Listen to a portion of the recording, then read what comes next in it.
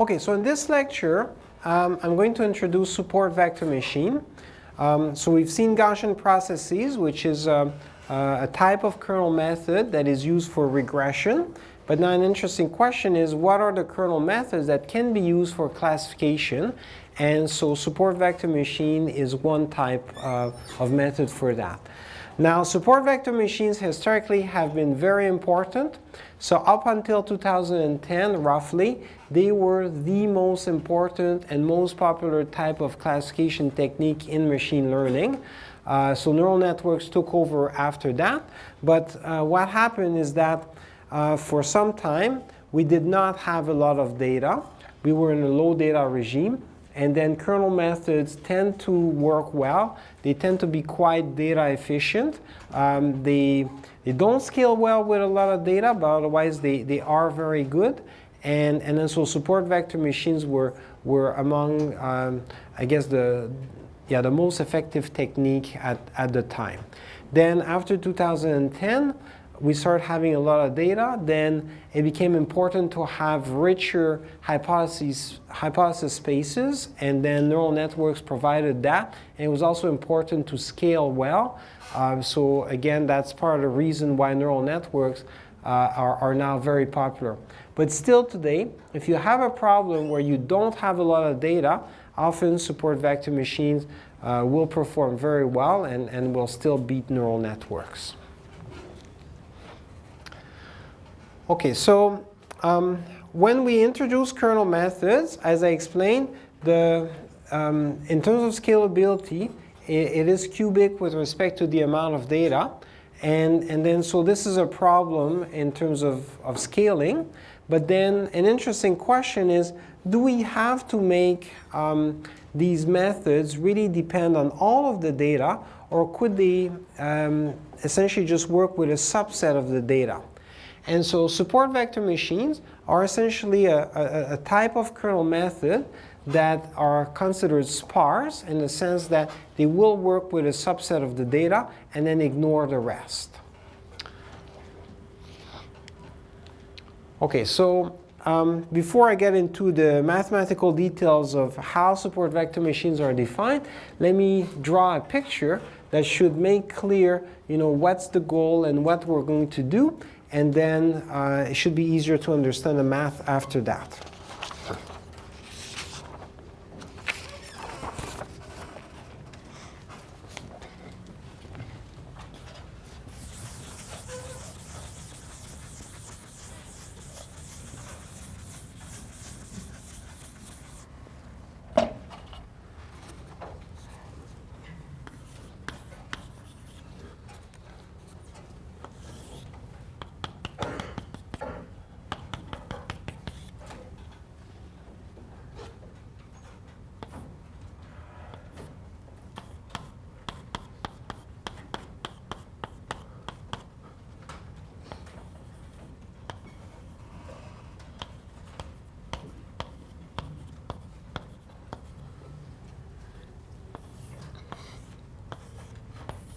Okay, so here I've got two classes of data. So I've got crosses and I've got dots. Okay, so they correspond to two classes. Now, let's say that I want to find a linear separator to essentially separate those two classes. Then I could use this line that I drew here. So this line separates those two classes. And the way I drew this, what's interesting is that it separates those two classes in a way where I can measure the distance to the closest points in the class of the dots. And the distance here, I'm going to call that the margin. Okay, so the margin is going to be the smallest distance to the closest point. And then I can do the same thing on this side. So here I drew this where it's symmetric, so I have the same distance as well with respect to the closest point of the other class. Okay, so support vector machines will essentially find a linear separator such that we have the same distance for points on one side and points on the other side. So essentially the line is going to be right in the middle. Now the points that are the closest, I've circled them here. And those points are very important. And in fact, we're going to call them support vectors.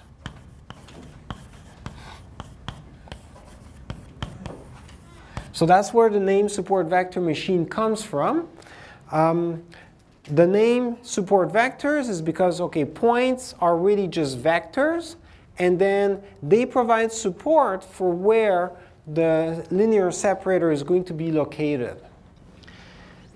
So here you see it's those points that are the closest that essentially determine where I can put my line such that I have the same distance with respect to both classes, and then also where I can maximize the distance. Okay, so it's those points that will determine that, and they're known as the support vectors. So they support the position of the line.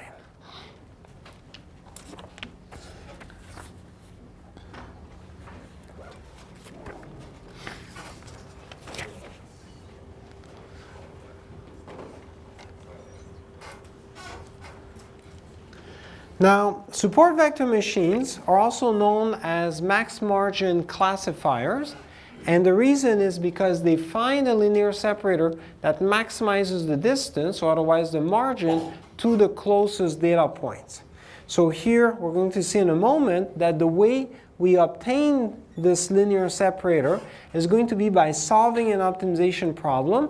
And this optimization problem is going to correspond to maximizing the margin or maximizing the distance to the closest points in each class. Okay, so just to illustrate, let me draw another picture.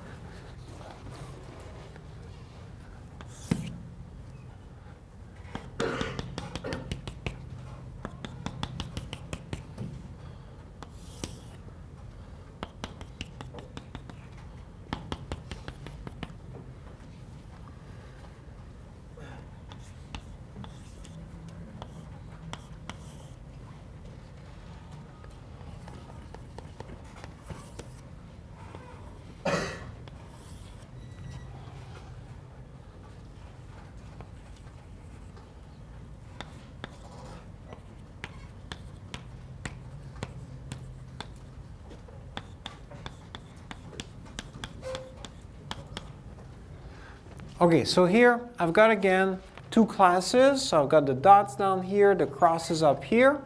And what I've done is I've drawn two possible linear separators.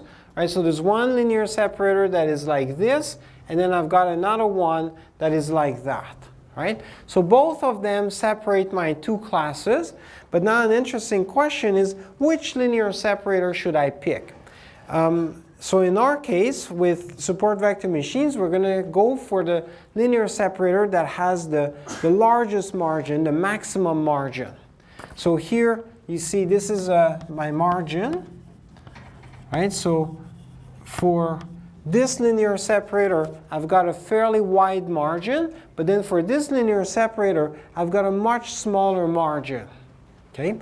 And the intuition for why we want to go for the maximum margin is because my data presumably could be a little noisy, right? So I've got data that corresponds to those points, but what if the measurements were not accurate and those points were not exactly at these locations in reality, right? So now if I'm going to simply draw a line that separates and there are some points that are really close to the line, but then I had some error in my measurement, then it would mean that those points would actually get misclassified because they might be on the opposite side of the line. But if I make sure that I've got a wide margin, if I've got errors in my measurement, if I've got some noise, then there's a better chance that I'm still going to be fine because this noise, with the large margin, is going to keep those points on the right side of the line, and everything's going to be good. So this is the intuition for why we want to find a maximum margin, because then my classification is likely going to be more robust to noise and will generalize better to future examples. Okay, any questions regarding this? Yeah? Why these two margins was equal to each other? So why? Why these two margins was equal to each other? When you say the two margins are equal to each other, you mean why this margin and this one is? I mean, if in one case these two margins was equal to each other between these two separators. Okay, good point. Yeah. So what if we have two linear separators that have the same margin and it's also the maximal margin? Okay. It turns out here, we're going to see this in a moment, that it's impossible. So there is a unique line that has the maximal margin. So any two lines that you consider, if they have the same margin, they're not the maximal margin. There is yet another one that would have an even bigger margin.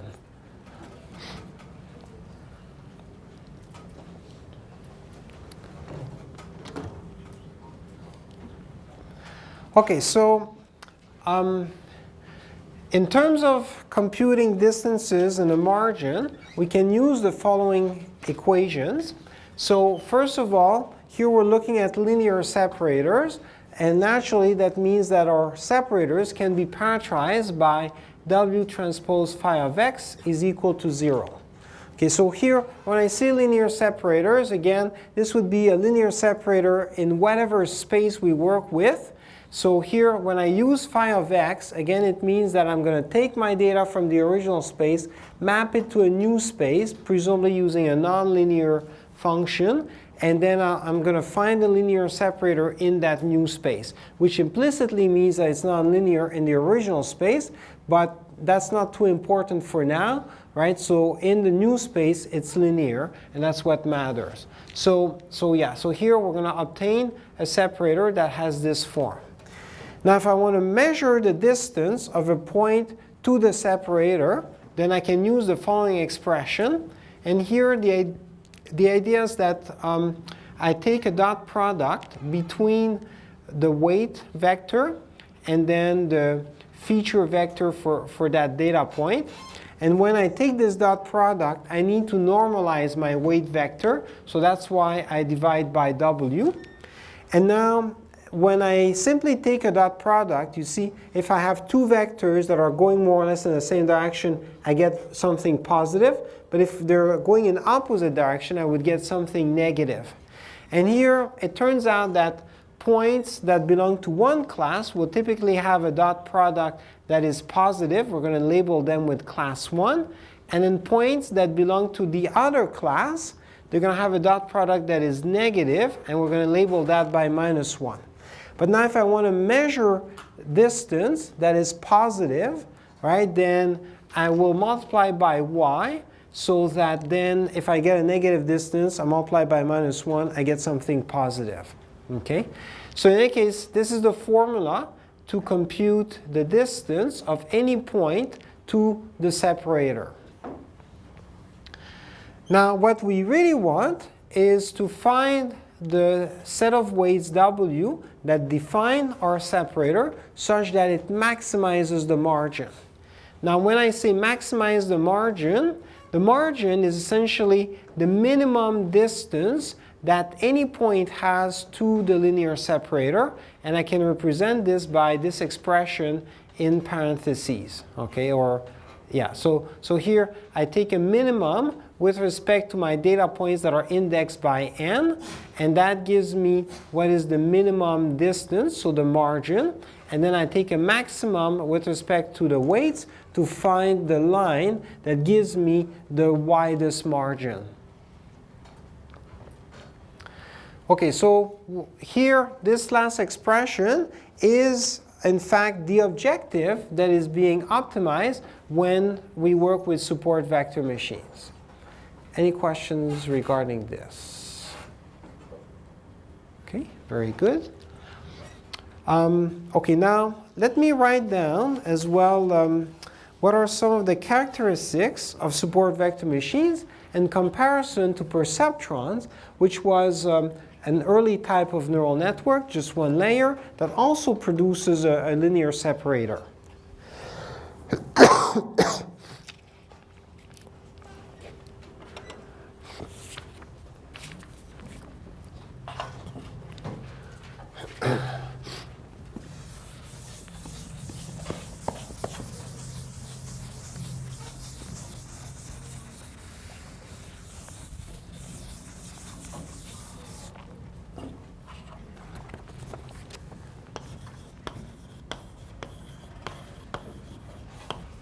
Okay, so the perceptron, it finds a linear separator.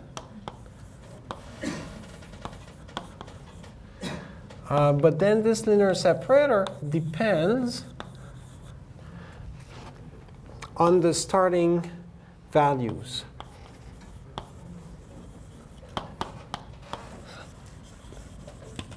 right, so if you recall, the linear separator is defined by some weights.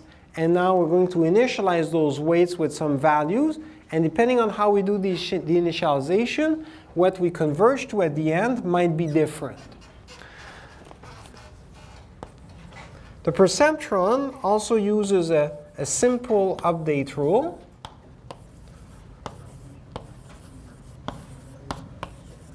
So this is for training, right? So the update rule, if you recall, was essentially just adding or subtracting every misclassified data point. Yeah? Actually, for the last slide, I do have a question. Okay. In the expression for the distance, if we're only using -1 or 1 instead of the actual value of y, then how is that the distance to the separator? Yeah, so the value -1 plus 1 here, these are labels for the classes that are just there to essentially flip the sign if we were going to get a negative distance. The idea is that, okay, let me draw a picture for this. Let's say that we have a line, okay, and we want to measure the distance.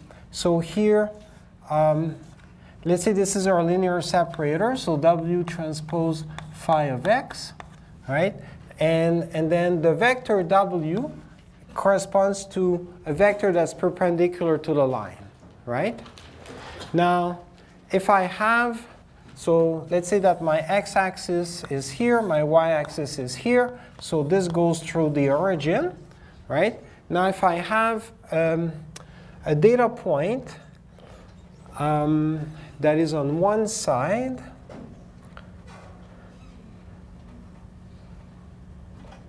yeah, so if I have a data point that is here, so it is on one side of the line. Now, when I take the dot product of this vector by this vector, okay, I will get something that is positive. So here, this will be positive. But now if I take, for a point that is here, the dot product of this vector by this vector, I will get something that is negative, okay? And the idea is that we can measure the distance simply by taking the dot product of the vector of weights normalized by the vector of the corresponding data point. And depending on which side of the line we are, we're going to get a positive or a negative distance. And then we simply cancel the negative by -1 to ensure that we get something positive. Yeah. Can we not show the dot product, or is x the point that we're trying to compare? So here, this axis would be phi of x. Okay, and the idea is that every point on this line corresponds to W transpose phi of x is equal to 0.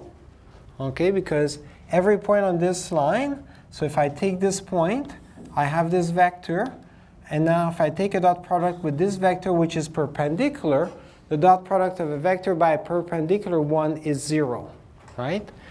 And points on one side are going to be positive, points on the other side are going to be negative, and I can measure the distance, right? So the distance here is essentially obtained by taking the dot product of W by the vector of the data point where I normalize W. So that's a common trick to measure distances.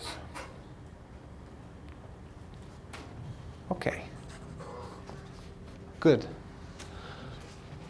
All right, so let's continue here. So the perceptron gives us a linear separator. It depends on the starting values. It also has a simple update rule. And another characteristic is that it is prone to overfitting.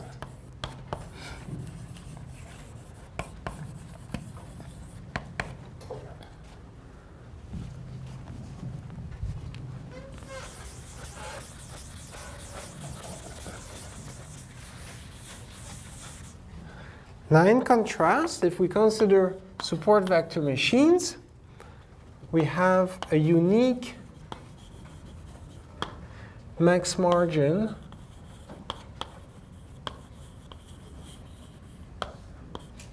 linear separator.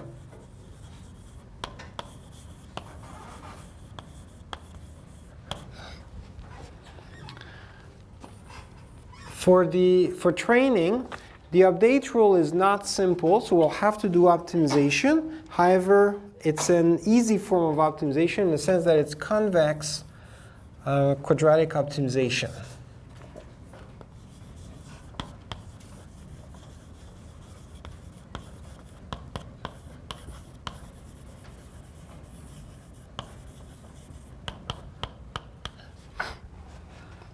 And then it tends to be robust to overfitting.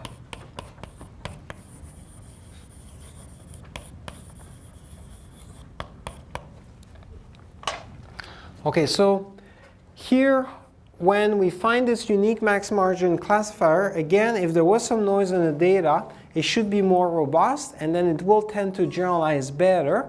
And it's really this idea of maximizing the margin that makes it quite robust to overfitting.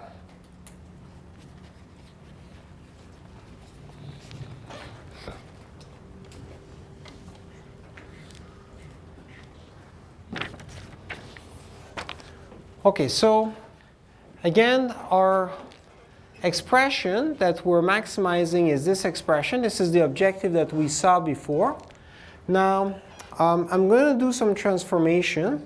And in fact, in practice, what is common is not to maximize W directly, but instead to fix the minimal distance between the linear separator and any data points to 1, and instead to find weights that will still maximize this expression. So here we can essentially derive an equivalent optimization problem where we minimize the weights W according to this expression, subject to some constraint. And here this constraint, you'll notice that it's essentially this expression that we obtained when we were measuring distances. And now if we fix the magnitude of W to be 1, then this is essentially just the distance. And now we're saying that all the points have to be at least a distance 1 from the linear separator. And now we'd like to find weights that are as small as possible and yet ensure this. Okay, so the reason why we go with this equivalent optimization is because now, for anyone who is familiar with optimization, this is a quadratic objective that is convex, and this is a linear constraint. So it is a form of optimization that is quite easy, and there's lots of packages that can be used to optimize that.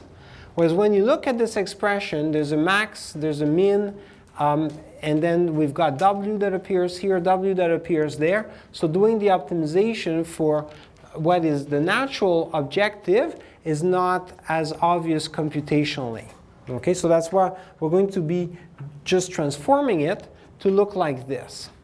Now this transformation does require a few steps for derivation, and I've got the derivation here. Okay, so I'm not going to go through the derivation, but I'll let you guys go through that by yourself as an exercise. This is just for your own understanding, but essentially this demonstrates that those two objectives, those two optimization problems are mathematically equivalent.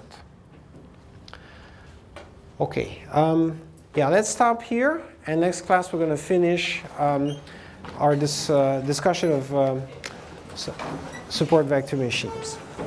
Okay, good morning everyone. Let's get started. All right, so last class I introduced support vector machines, so we're going to continue with this. And then if you recall, the key to support vector machines is this picture that I've got on the board here. Right, so a support vector machine, the idea is that we've got our two classes. We're going to separate them with a separator. And then we find a separator that essentially has the largest or widest margin, so widest distance to points on either side. Okay? And then so the distance to the closest points is known as the margin, and then those points that are on the margin are known as support vectors because it essentially provides support to where our separator is going to be. Okay, so last class we talked about how we can find this separator in terms of an optimization problem where we essentially maximize the distance to the closest points. But now we're going to see some transformation for this optimization problem in terms of well, something equivalent that will be more convenient. So, okay, the more convenient optimization problem is the following, where instead of maximizing the distance, we could simply say that we're going to keep the distance to be at least 1 for every point, and then minimize the scale of W. So here the intuition is as follows. So it's a bit like you see if you are evaluating different goods using some currencies. So you can use the Canadian dollar, the American dollar, or other currencies. And then so what currencies do is they just provide you with a scale, and then the absolute number doesn't really matter. It's just a scale to allow you to compare different values, right? So here, when we measure distances, we use a vector W to measure that distance, but at some level, W is like a currency. It provides a scale, and then if we simply increase all of the weights, then it's going to look like all the distances are larger. And then so an alternative formulation is, instead of saying that we want to maximize the distance, we could say let's fix the distance to be 1, and then let's minimize the scale. So in other words, let's find a currency or some scale that would be as small as possible and yet would have a distance of at least 1. Okay, so this is an equivalent optimization problem. And then in that problem, you see we have some constraints that say that the distance has to be at least 1. These are linear constraints. And then our objective is very simple. Just minimize the Euclidean norm. So in other words, minimize the scale of W. Okay, so with this representation, what will be interesting is that now we can work with a dual representation, and then we're going to see that we don't have to pay a price when we go to our new feature space, So if we use a mapping phi and then we simply remap the data from our original space to a new space, then in that new space, all the computation is going to be in terms of dot products that we can replace by a kernel function, and then we're going to obtain something equivalent. So this is an analog to what we've done with Gaussian processes. So Gaussian processes were essentially the dual version of Bayesian linear regression. And here with support vector machine, there is also a dual version that we're going to see right now. Okay, one advantage of this dual version is that we're going to see that the optimization is going to be sparse. And here the sparsity is going to come from the fact that when we look at our data, it's really only the data points that are on the margin that matter.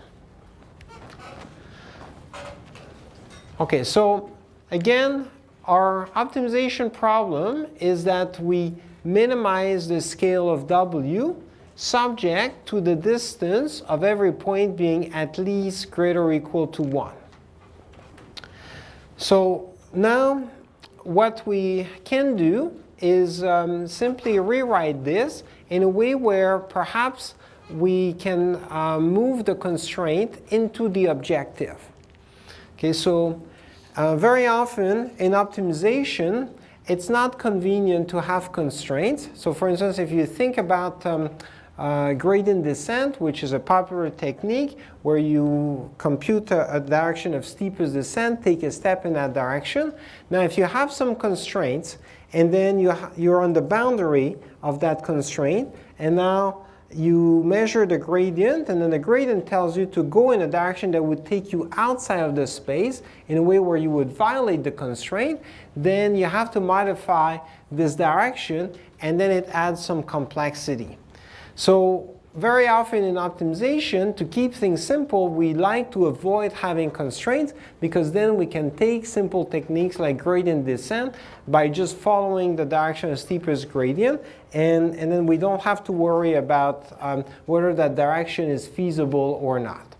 So here we're going to come up with an equivalent optimization problem where we're going to remove that constraint and essentially instead move it into the objective as a penalty term. So here, if you're a little bit familiar with optimization, although this course is not about optimization per se, whenever we have an optimization with a constraint, we can move it into the objective by forming what is known as the Lagrangian. Okay, so the Lagrangian is a new objective that is essentially formed by the original objective plus some penalty term for every constraint that might be violated. So here the way to read this is that now you see we used to have a constraint that said that the distance of every data point to our separator should be at least 1.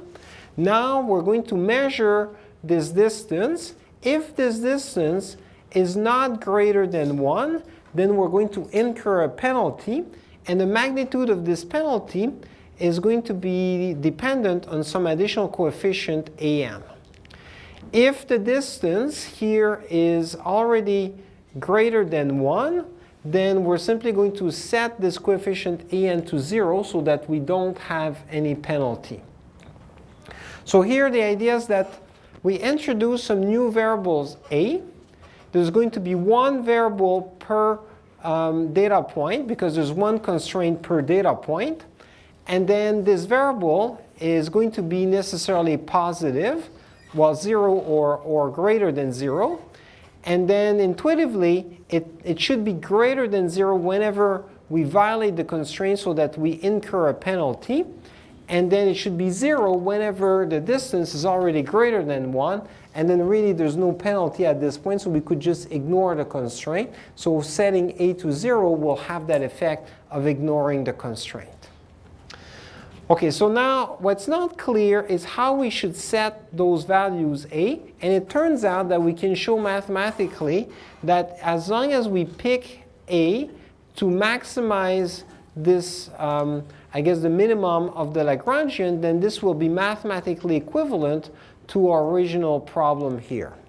So again, this is not a course about optimization, but I'm showing you some of the steps that are used in terms of deriving the dual, just for your own knowledge. And we're using this trick known as the Lagrangian.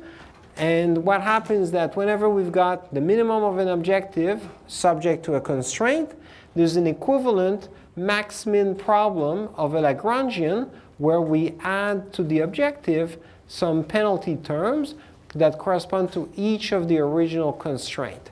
And those penalty terms are weighted by a coefficient here that's going to be optimized as well. So we're going to choose A to maximize this expression, and this will be equivalent to what we had here. Okay, any questions so far? Yeah. So if this constraint isn't satisfied, it means that head size is smaller than 1. So subtract 1, you get something negative. And then this minus sign will give you a positive quantity here. So wouldn't maximizing that can we just increase the ANs to maximize it? Well, okay, yeah, very good point. So here, yeah, if the constraint is violated, indeed, this is going to be less than 1. So with the minus 1, it becomes negative. But then with this minus sign in front, it becomes positive. And now we're going to choose W to minimize that, that penalty, right? Now on the flip side, you see we're also going to choose A to give us a penalty that is large. In fact, we'll want to increase A to the point where we're going to feel like we need to now pick a W that will try to make sure that we don't incur any penalty. So this is where there's some sort of trade-off, right? Where at one end we increase A so that there's a penalty, and then we feel like, well, we definitely want to make sure that our point is at least a distance of 1. And then that's going to force us to pick a good W with respect to that. And then we're going to increase A only to the extent necessary so that W ends up being a good solution. So that's the idea. Okay, any other questions? All right, so now, okay, when we work with this new version of our problem, at some level it's not yet convenient because, well, sure, we got rid of a constraint, but now we have a max-min problem, right? So from an optimization perspective, a max-min problem is not necessarily easy to solve either, right? So sure, we can compute some gradient and take a step, and we won't feel like we go into a part of the space that is infeasible because of the constraints. But on the other hand, it's not obvious how to take steps when we're minimizing some variable and maximizing other variables. So what we're going to do next is, in fact, solve in closed form the inner minimization problem. So here, you see, if we just look at the inner part, we're trying to minimize W we're trying to minimize the Lagrangian with respect to W, and it turns out that we can do this in closed form. So again, this is our inner minimization part, and if you look at this carefully, this is a convex quadratic objective. So it's quadratic because here we're looking at the Euclidean norm of W. This part is just linear in W. So overall, this is going to be convex, and what it means is that we can compute the derivative, set it to 0, and this will give us the solution, right? So if it's convex, it means that we have a single global optimum. At that global optimum, the slope is 0, so we can set that to 0 and isolate for W. So when we do this, we arrive at the following solution, where W is a sum of an, yn, phi of xn. Okay, so this solution is quite interesting because it means that W is really just a linear combination of the yn, phi of xn. So it's really a linear combination of our data points in the new feature space. And in particular, an was this coefficient, right, that determined the magnitude of our penalty. And then we said that whenever the distance was at least 1, then there was no need for any penalty, and then an would be 0. So here, really W is going to be a linear combination of the data points where an is different than 0, and those data points where an is different than 0, these are actually the support vectors. So W is really a linear combination of the support vectors. Okay, so if we substitute W by the solution into a Lagrangian, then we obtain this expression. And in particular, you see W appears twice. We substitute it in, and we have some phi of xn. But wherever we have phi of xn, it will multiply by phi of xn again, and we can replace that by the kernel, right? So normally we would have phi of xn transpose phi of xn that we can rewrite as the kernel. So the beauty of this is that now we've got an optimization problem where even though we're working into a new feature space that can be high dimensional, maybe even infinite dimensional if we use a Gaussian kernel or an exponential kernel, in that feature space, well, with the dual representation, we can simply compute the kernel between every pair of points directly, and we don't have to worry about the dimensionality of this space. So that's what this expression shows here, that now our objective is in terms of the kernel function, and we can choose a kernel that allows us to work in high dimension, but where the computation is independent of the dimensionality, so that we don't have to pay a price. Okay, so yeah, this expression, this objective, does not look particularly nice, but again, once you understand that the beauty of it is that we end up with this kernel, then it gives us now a different complexity for the computation that we need to do. Okay, so to summarize, now we're left with an optimization that is only in the coefficients A, and we're going to call that the dual problem. It's a dual problem because here we're optimizing a different set of variables. So we're optimizing the vector A instead of the weight vector W, but it's equivalent. So once we find a solution to this, then we can recover what W should be by using this equation here. Okay? And now the other interesting thing is, as we discussed, the A's are often going to be 0 because the A's are those coefficients that determine the importance of the penalty that should be incurred for every constraint that might be violated. So whenever a data point is already at a distance greater than 1, then there's no penalty, and then A is going to be 0. And that's the case for the majority of the data points.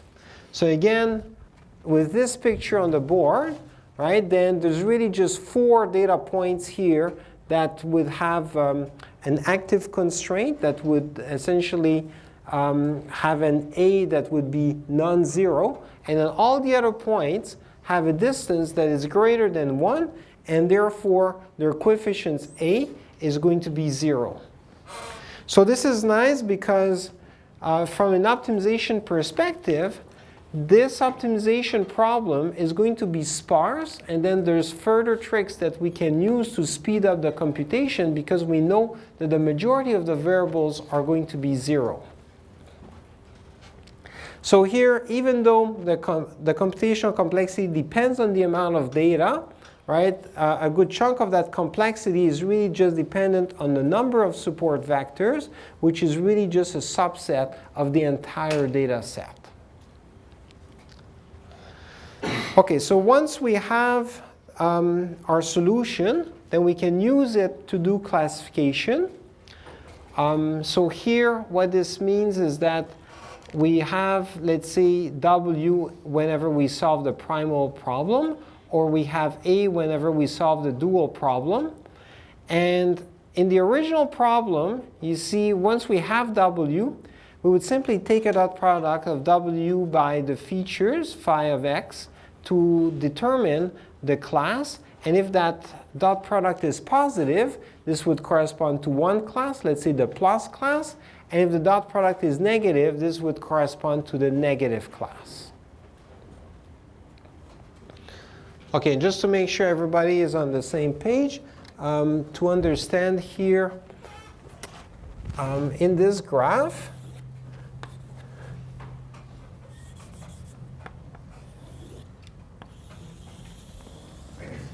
so let's say that I've got phi1 of x, that's my first feature.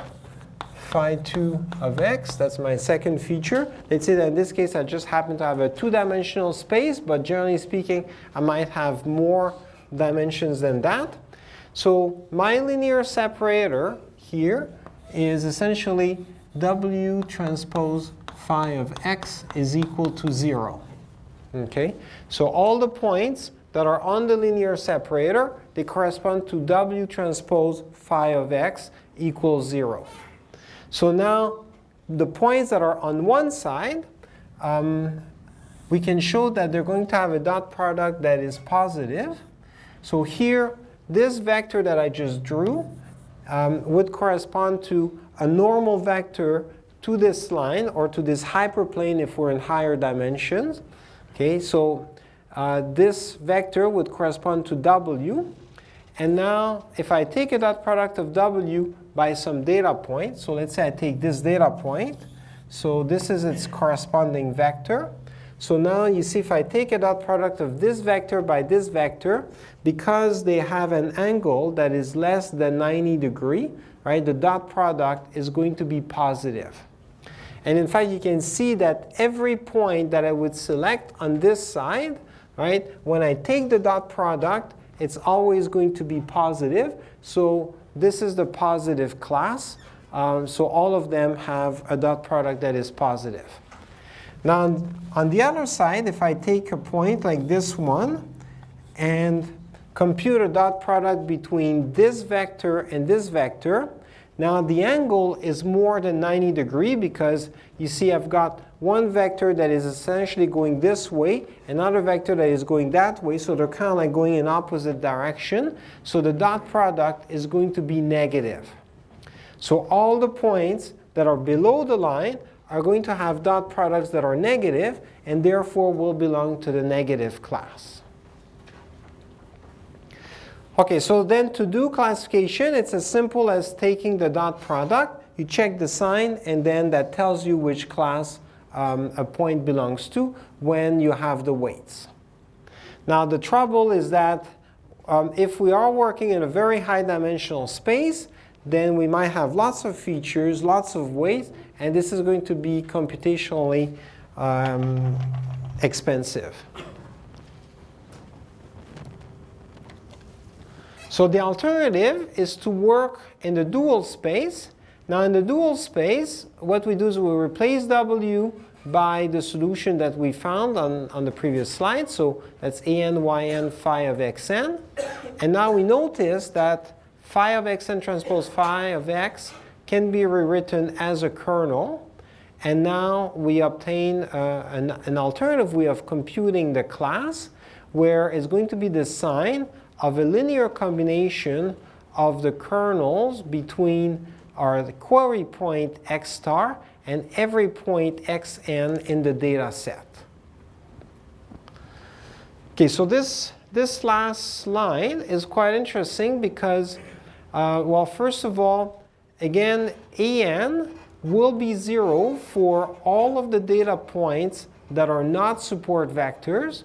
So really, this is a sum that looks like it depends on the number of data points and scales linearly with the amount of data, but in practice, it really only depends on the number of support vectors, which might be a lot less than an entire data set. So this is really a sparse sum. And then the other interesting thing to notice is that when we are calculating this sum, what we're really adding up are kernel functions. And kernel functions are they capture some form of similarity between pairs of data points. Right, so a kernel function is essentially a dot product into our feature space. And whenever we've got data points that are similar, then their vectors are going to point more or less in the same direction, and therefore their kernel function is going to be positive. And so we're going to say that they're similar points. And then whenever we've got points that are not similar, then perhaps their angle is going to be greater than 90 degrees. Therefore, their kernel function is going to be negative, and this will be reflected here. So here what we're really doing is taking a sum of the degree of similarity between our query point and every point in our training set that is a support vector. And then we could say that, I guess, the support vectors that are most similar to our query point are going to have perhaps a higher degree of similarity, and then it's their class that's going to win. And so this expression at some level is also related to k nearest neighbor that we saw at the very beginning of the course, where in k nearest neighbor, if we wanted to do classification, what we would do is select k neighbors, check what their classes are, and then the class that is the most frequent among the neighbors would be the class that we would select to make a prediction. Right? So it was as simple as that. Here, we're looking at neighbors in a sense. We're looking at points in our data set. Now, it's not that we have k of them that we choose specifically. We're going to look at key points that correspond to the support vectors and then measure their degree of similarity through the kernel function. And essentially, the vote of each point is going to be determined by this degree of similarity. So at some level, this is kind of like some form of weighted nearest neighbor, although we don't explicitly select a number of neighbors, but we look at all the support vectors and how close they are, and that determines, I guess, their degree of similarity, and that's what's used to then provide a vote for a class. So in that sense, there is a relationship with k nearest neighbor, but it's done all automatically. We don't have to optimize the number of neighbors. The choice of the weighting function is essentially given by the kernel function. So everything is already optimized for us here. OK, yes? So even if we have fewer data points of one class, or fewer support vectors of one class, but it's very separable, and so we don't need too many. The similarity between our query vector and those of that class will be strong enough to outweigh all the other support vectors on the other side of the linear separator, even if there's more of them. Yes. So here, what's interesting is that it's just the support vectors that matter. And here, if there is a lot of separation, it doesn't mean that there's going to be fewer support vectors per se, right? Because at the end of the day, the support vectors are simply those points that happen to be the closest to the separator. So if all the points are far, that's good. We're going to have a big margin. But still, there's going to be some points that are the closest. And it doesn't mean that because we've got a big margin that we're going to have fewer of those support vectors. So do we end up with approximately equal number of support vectors for each class? That's a good question. So yeah, do we have an equal number of support vectors for each class? I'm going to guess that not necessarily, but still it should be roughly the same.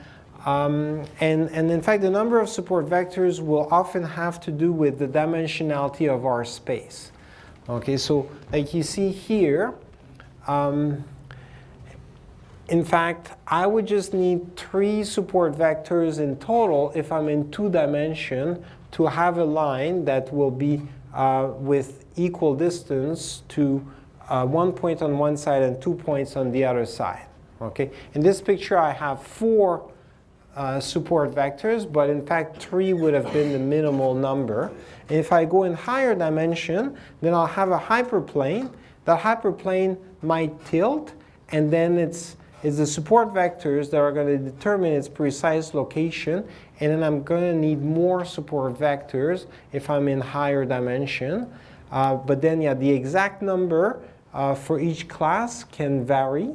But generally speaking, I think it's going to be on the same order of magnitude. Yeah? And so because if there wasn't a similar order of magnitude, because we're summing all the support vectors, if there was one class that had a lot more than the other, it could always be skewing results one way, despite the fact that the query point is far away. Even a small similarity score with a lot of support vectors contribute to. Okay, yeah, that's a good point. So what if we have more support vectors on one side? Wouldn't that just skew our sum? So at a high level, yes, it's tempting to conclude that this is what would happen. But really, at the end of the day, you see, no matter how many support vectors we have, right, all that does is simply determine on which side of the line we are. Okay? So even if we have more support vectors in one class, right, as long as a point is on the other side, right, even if there are fewer support vectors, it's going to be classified for that class that has fewer support vectors. So the number of support vectors here does not have, it doesn't mean that we're going to have a higher propensity of classifying points in that class. Okay?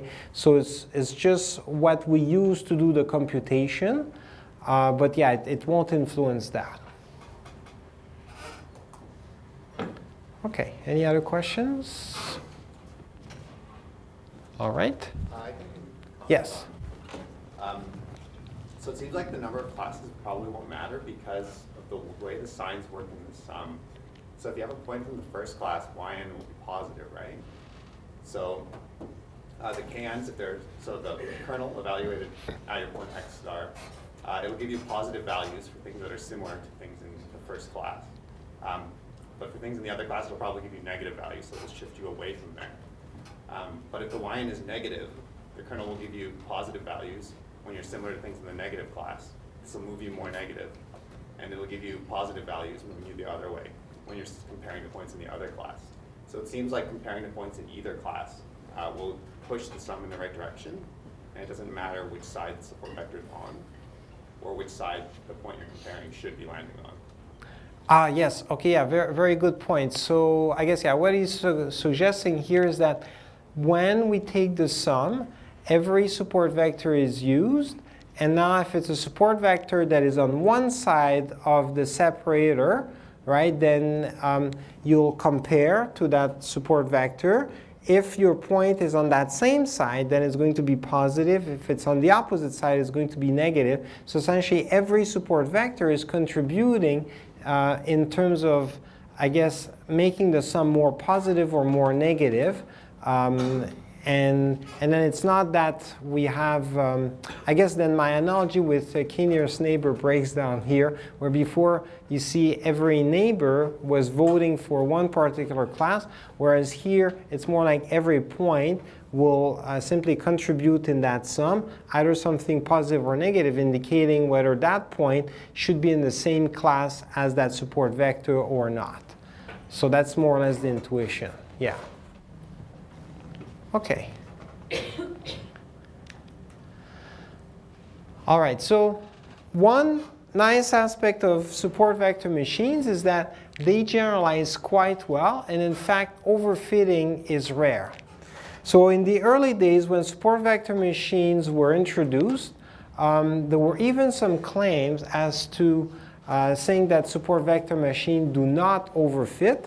And it took a few years for researchers to essentially come up with some scenarios and show empirically that you can make support vector machines overfit.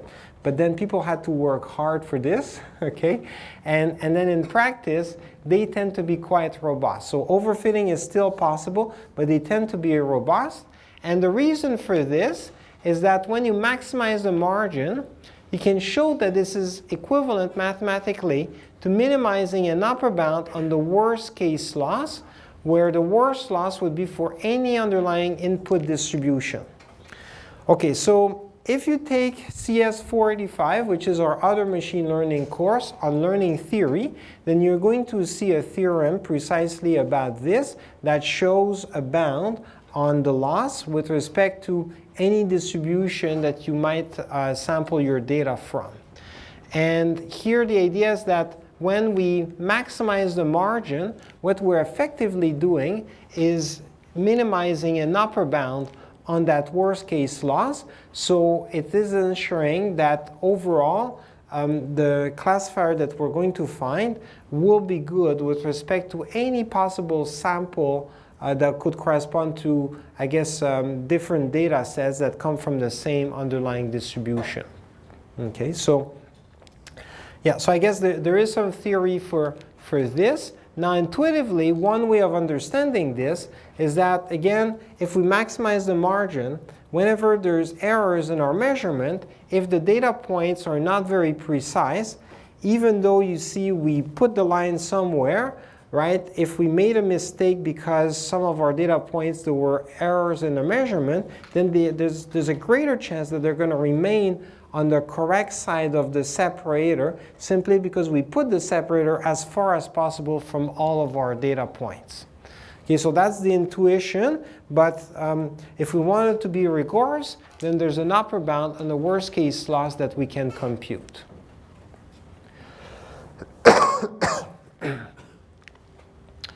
Okay, so now let's go through a little case study. So in fact, this was some work that was done way back in the late 90s. It was about text categorization. And this was one of the early successes that helped to make support vector machines popular. Okay, so in text categorization, the problem is that we have a bunch of documents, let's say news articles, and then we would like to categorize them as, let's say, finance, sports, politics, science, health, etc. And here, just to put things in context, the web really became popular in the 90s. So in the early days of the web, then there was lots of websites that were aggregating news articles, and then they wanted to help people select good articles that they might be interested in. And then obviously, you know, the first cut could be just to cluster or to classify these articles by topic, so that if you're interested in politics, you can read about that. If you're interested in health, you can read about that, and so on. And back in the days, you see, there were lots of articles being published every day, and it was all manual labor. So this categorization used to be done by employees at various companies who would manually tag every single article and then put it in like the right section of a website that aggregates news articles. Okay, so you can imagine that obviously this was not scalable. It was even crazy when, you know, at least by today's standard, but that's how things used to be. So then there was a need for a solution that could automate the categorization of articles, and so this was really a classification problem. Okay, so here the idea is that we could train a classifier with an archive of news articles that have already been classified, so that we are effectively doing supervised learning. Okay, so now if we're going to classify news articles, and let's say we're going to use support vector machines, or in fact any of the algorithms that we've seen so far in this course, we need to represent a document as a vector or as a data point. And this is not obvious, because what is a news article? It's a sequence of words, and that does not look like a vector, right? So we need to transform our sequence of words into a vector. So back then, a popular approach was to transform every document into a vector of word counts, and this was known as the vector space model. So more concretely, we would form a matrix where every row corresponds to a document, and then the vector of each row is essentially the vector representation of word counts of that document. So here the idea is that you have your document, right? It's a sequence of words. Now we could just ignore the ordering of the words and simply count how often every word from the dictionary appears in that document, and then create a vector that's the length of the dictionary. So there's one entry for every word in the dictionary, and that entry will correspond to how many times that word appears in the document. So here you see every column is a term that corresponds to a word in the dictionary. So this would be a very large number of columns. And then underneath, so for a given document, we would have here W11. This would be the number of times that term 1 or word 1 occurs in document 1. So given a set of documents, then we could form a matrix that corresponds to this matrix here. So one row per document, one column per feature, where each feature corresponds to one word in the dictionary. Okay, so as you can imagine, doing this leads to vectors that are high dimensional. In fact, you know, if you have a news article, it might have, I don't know, a few thousand words, right? But then chances are most words in the dictionary are never used in that article. And yet we're going to represent that as a vector. It's a vector of the length of the dictionary. So that means it will be at least 10,000, maybe 100,000 long. And today, what happens is that with social media, especially text messaging, right, people invent new words all the time. These might be abbreviations or various different ways of rewriting some expressions, right? So I guess we don't even have a fixed dictionary, but still back then people would consider that the dictionary is fixed. So there's a vector, but it's a high dimensional vector that might be even longer than the original document. Okay, so once you have your document as a vector, and it's such a long vector, let's say 10,000 long, then the natural thing to try is to say, well, let's make this more compact. Let's do feature extraction, and let's see if we can perhaps get rid of some words that might be irrelevant so that we have a smaller vector. And intuitively, I mean, this makes sense because articles like the, and so on are clearly uninformative for the topic, and we could throw them away. But still, there are many words left, and in fact, if we're being too aggressive, what happens is that most words, most features actually do carry some information, because even though it's not obvious, each topic is typically going to have a pattern in the sense that some words are just more likely to be used in some topic than in other topics. So here, what researchers found is that there were few irrelevant features, so doing feature extraction or compressing the representation was often leading to a loss of information. Okay, so here there was a need for an approach that really scales with the number of dimensions, and support vector machines were well designed for that purpose.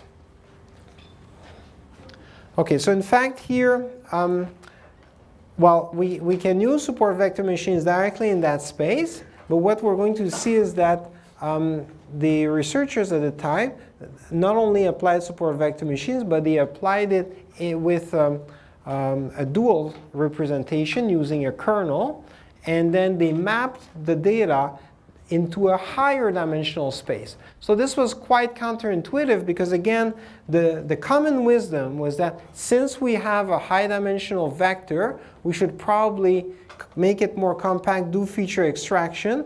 And what they did instead is they mapped this to a new space that was an even higher dimensional space. And this was all possible because of kernels. And if you work with the dual representation, you see there's no price to pay for going into a higher dimensional space. What matters was more the amount of data, and then you see the coefficients, all these a's that we saw before. So it was really just the number of support vectors that determined the computational complexity. So then this gave them an approach that scales well, at least with respect to a number of dimensions. And back then, the data sets were not astronomical, so they were not as large as today. And then so support vector machines were good enough for that purpose. Okay, so they did some experiments with the Reuters data set. So this is a data set of news article. What they compared is what is known as the precision recall break-even point.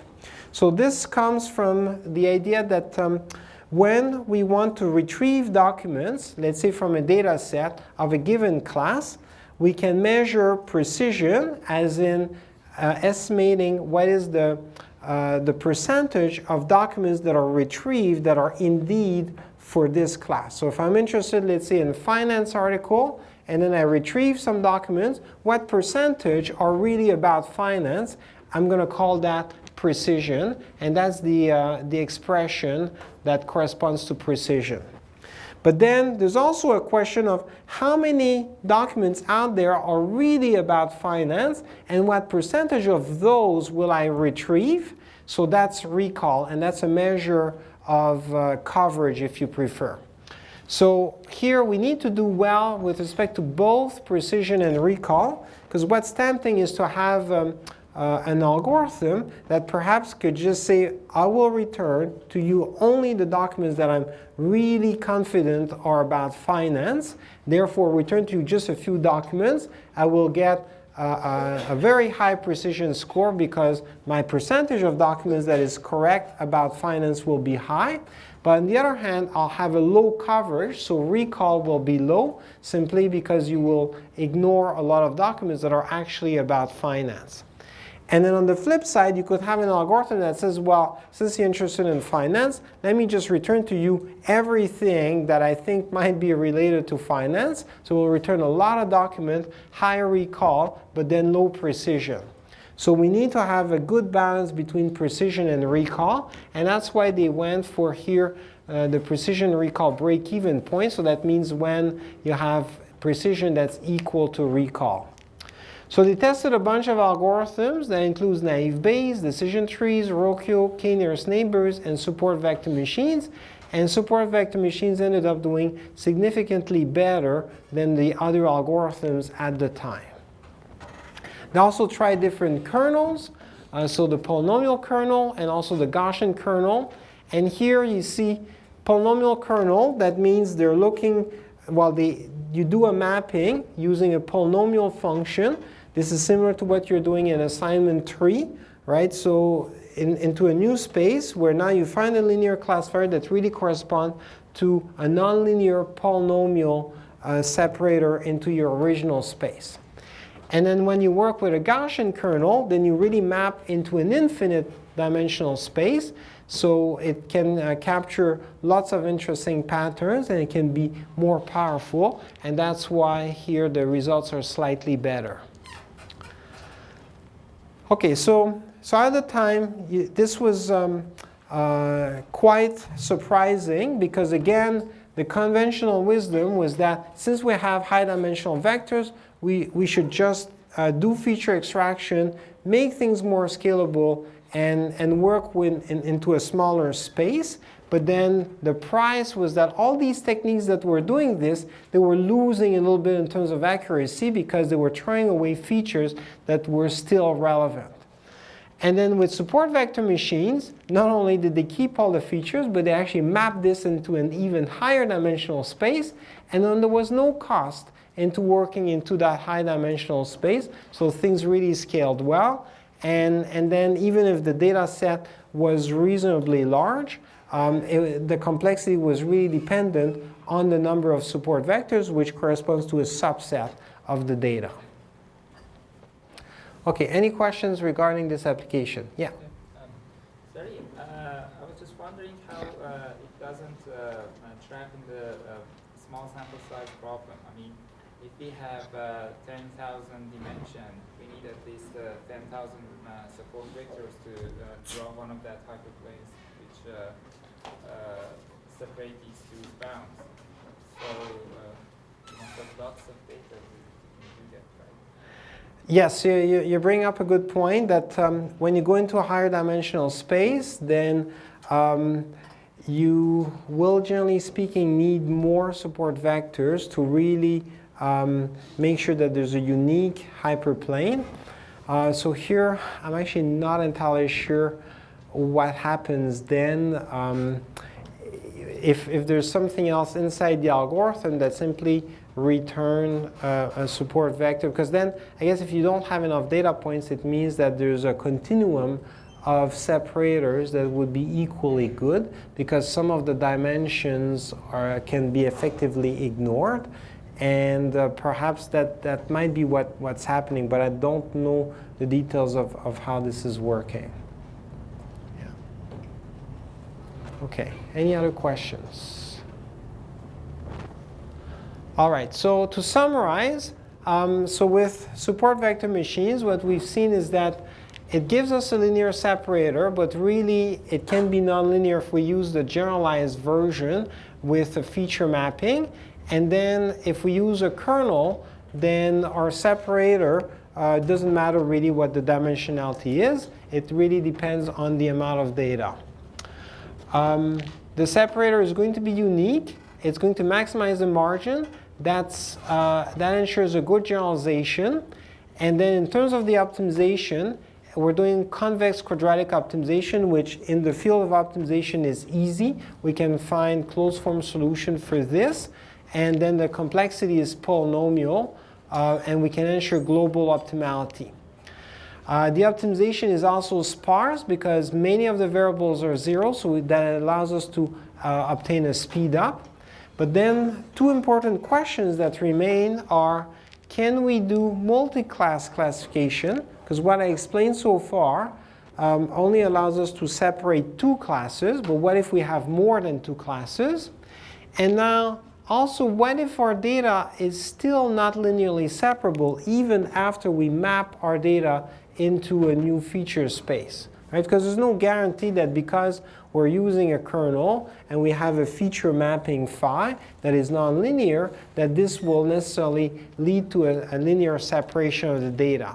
So if that's not the case, if it's not linearly separable, what we just talked about, the optimization problem would be infeasible because some of the constraints could not be satisfied. Right? So how can we deal with this? Okay, so that's what the next set of slides is going to address.